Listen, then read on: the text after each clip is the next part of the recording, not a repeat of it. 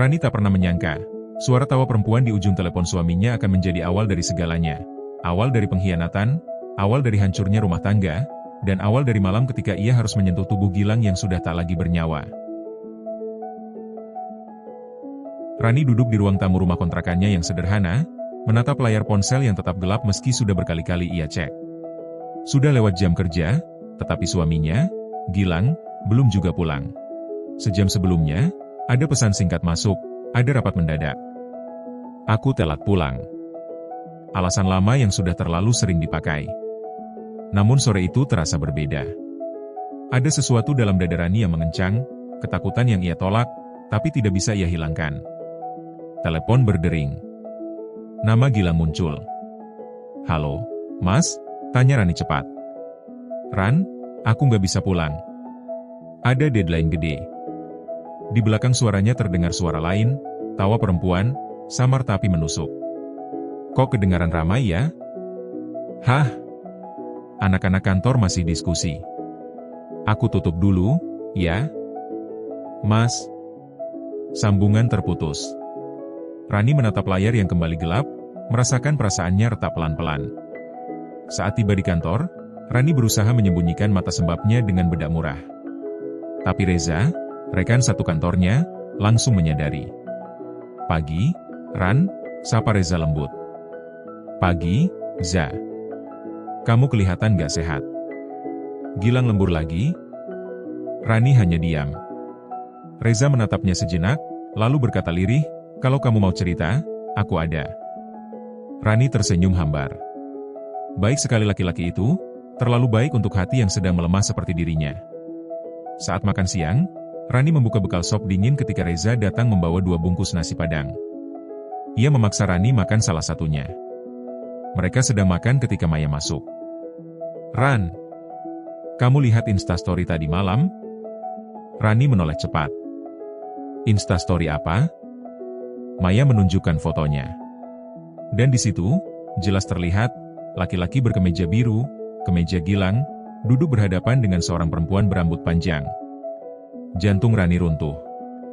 Ia meninggalkan pantry tanpa berkata apapun. Di toilet, ia mencoba menelepon Gilang. Tidak dijawab. Ia menutup wajah dengan kedua tangan. Saat itulah Reza muncul, tidak masuk, hanya berdiri di ambang pintu toilet perempuan. Ran, kamu nggak apa-apa? Rani menangis pecah. Za, aku nggak tahu harus gimana. Reza mengulurkan tangan. Aku ada buat kamu. Ia hampir meraih tangan itu. Hampir, sebelum Maya masuk dan membuyarkan semuanya. Tapi di dalam hati Rani, batas yang selama ini ia jaga mulai retak. Sore itu, sandal Gilang sudah ada di depan pintu. Rani masuk, dan mendapati Gilang duduk di sofa dengan ekspresi datar. Kamu dari mana? Tanya Gilang tanpa menatap. Aku kerja, Mas. Kenapa nggak balas chat?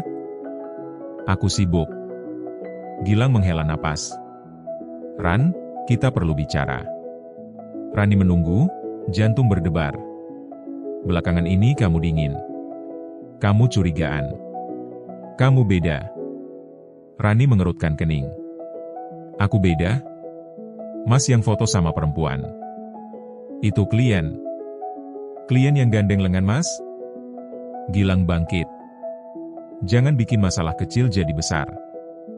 Mas selingkuh, ya? Diam. Lebih jujur dari jawaban apapun. Gilang akhirnya berkata, udah. Aku mau istirahat. Ia masuk kamar dan membanting pintu. Rani berdiri sendiri. Dunia perlahan mengempis menimpa dirinya. Paginya, kantor heboh. Ada screenshot percakapan Gilang dengan perempuan itu yang tersebar di grup WA kantor. Mesra. Pikiran kotor. Janji bertemu. Rani tidak bisa bernapas. Reza langsung menghampiri. Ran, ayo ke rooftop. Kamu harus tenang.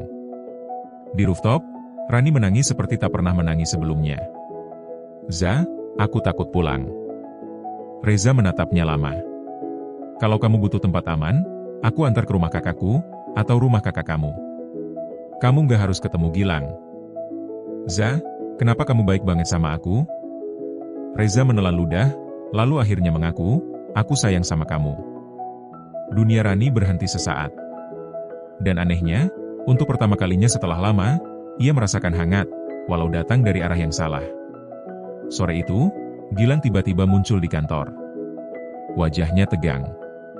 Ayo pulang, katanya pada Rani. Aku masih kerja. Kita ngomong sekarang. Reza datang mendekat. Mas Gilang, ini kantor. Kalau mau bicara, tunggu di luar. Ini urusan rumah tangga saya.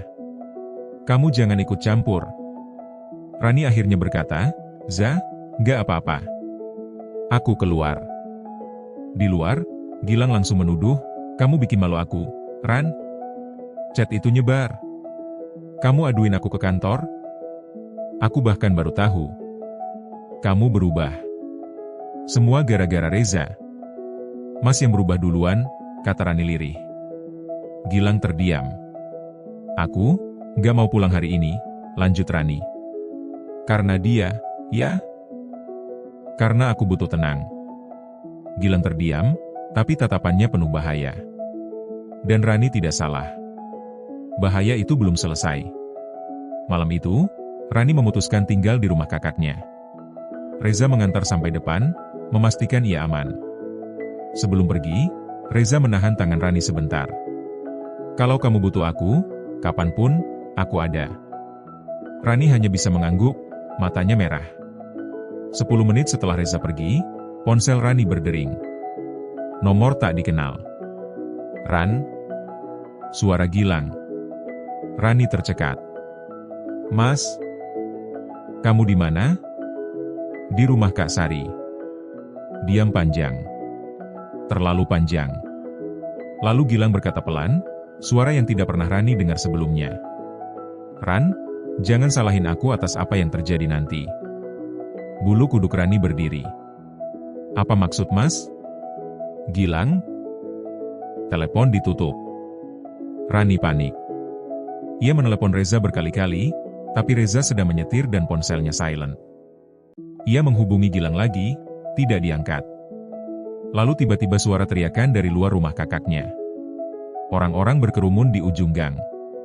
Rani keluar, jantungnya pecah, dan melihat sesuatu yang akan menghantui hidupnya selamanya. Gilang tergeletak di jalan, di depan motornya yang ringsek menghantam tiang. Orang-orang berteriak memanggil bantuan. Rani berlari, menjerit hingga suaranya pecah. Mas! Mas! Gilang membuka matanya perlahan. Darah mengalir dari kepalanya. Napasnya tersengal. Ran, suaranya hampir hilang, maafin aku. Rani mengguncang tubuhnya. Mas! Jangan gitu. Jangan tinggalin aku. Mas! Gilang tersenyum kecil, senyum yang tak pernah ia lihat selama berbulan-bulan terakhir. Aku cuma pengen kamu bahagia. Dan napas itu berhenti. Rani menjerit. Tubuhnya jatuh menimpa Gilang yang sudah dingin. Warga mencoba menariknya, tapi Rani menolak. Dia memeluk lelaki yang dulu ia cintai, yang ia pertahankan, yang ia selamatkan berkali-kali, tapi gagal di saat terakhir. Pemakaman berlangsung tenang, tapi hati Rani tidak. Reza datang, berdiri jauh, menunduk. Ia ingin mendekat, tapi bagaimana caranya, ketika kehadirannya adalah salah satu sumber perang batin Rani? Setelah semua selesai, Rani duduk sendirian di dekat pusara Gilang. Aku minta maaf, bisiknya, suaranya patah. Aku nggak mau semuanya berakhir begini. Angin sore menggerakkan daun-daun kecil. Tak ada jawaban. Rani menggenggam tanah makam itu erat. Mas, aku masih sayang sama Mas. Dan untuk pertama kalinya, ia menangis bukan karena marah, bukan karena dikhianati, melainkan karena ia menyadari satu hal. Dalam cinta segitiga, yang kalah bukan salah satu. Yang kalah semua. Rani pulang dengan dada kosong, membawa luka yang tidak akan pernah benar-benar sembuh. Dan cerita itu berakhir dengan hati yang hancur dan cinta yang tidak sempat diperbaiki.